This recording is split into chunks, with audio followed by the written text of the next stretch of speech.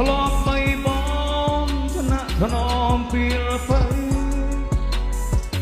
កណ្ដាលយប់ត្រូវបងអោបផើផ្សារកាថ្ងៃស្អែកសង្សារបងកាហើយសង្សារអើយបងជូនបងស្ដីអោណាបាយខន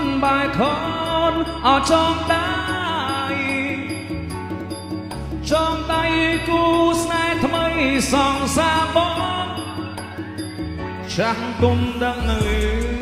ថាយើងជាស្នេហ៍